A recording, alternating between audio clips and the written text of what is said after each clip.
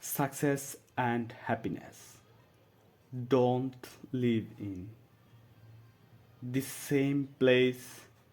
Success live in the mind. It's about achieving. Happiness live in the heart. It's about feeling you can win the world and still feel empathy. You can reach the goal and still feel lost. You can have everything people told you could make you help and still wake up wondering why you are not because success. It's external, it's apology recording achievement.